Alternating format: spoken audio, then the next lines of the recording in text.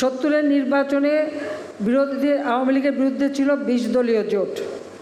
এখনও আমাদের বিরুদ্ধে 20 দলীয় জোটই আছে। ওই 20 আর যায় না, ওই 20 থেকেই যায়, ওটাও 20 পড়ার মতো আছে। তো সেই 20 দলীয় জোট এখানে ভেবেছে 20 দলীয় জোট কমপক্ষে 20টা 40টা 50টা সিট তো পাবেই। কিন্তু আসলে বঙ্গবন্ধু জানতেন, তিনি বলেছিলেন মাত্র 2টা সিট পাবো না, বাকি সব পাবো।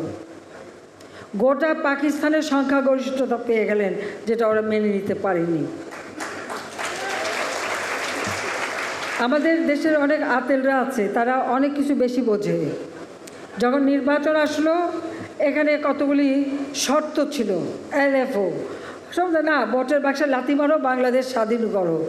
আব্বা বলছে ভোটের বাক্সে লাথি মেরে স্বাধীন হবে না, ভোটের বাক্সে ভোট দিয়েই স্বাধীন হবে। এবং শুধু তাই না, তিনি এটা বলেছিলেন যে আমি নির্বাচন করব, যে অবস্থা হোক নির্বাচনটা করব। কারণ নির্বাচনের মধ্য দিয়ে বাংলার মানুষকে কে নেতৃত্ব দেবে সেটাই নির্দিষ্ট হবে। সেটাই হয়েছিল। জাতির পিতার আদর্শ নিয়ে আমরা কাজ করেছি বলেই আজ বাংলাদেশ কিন্তু এগিয়ে যাচ্ছে। গ্রাম পর্যায় পর্যন্ত মানুষের আর্থিক সচ্ছলতা দেখা দিয়েছে।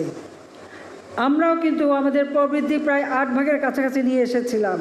মাথাপিছু আয় আমরা বাড়িয়েছি, আমাদের অর্থনৈতিক বৃদ্ধি হয়েছে, প্রবৃদ্ধি বৃদ্ধি পেয়েছে, যেটা সেই 75-এর পর যারা ক্ষমতা এসেছে অবৈধভাবে সংবিধান লঙ্ঘন করে একটানে 21 বছর, জিয়াউর রহমান, এরশাদ, খালেদা জিয়া, এরপর আবার 2001 থেকে 2008 পর্যন্ত খালেদা জিয়া প্লাস তত্ত্বাবধায়ক সরকার, এই 29 বছরে বাংলাদেশের অর্থনীতিতে যে পরিবর্তন, বাংলাদেশের মানুষের আর্থসামাজিক উন্নয়ন, বাংলাদেশের মানুষের ভাগ্যের পরিবর্তন বা বাংলাদেশটার অবকাঠামোগত উন্নয়ন, কোনোটাই কিন্তু কেউ করতে পারে নাই।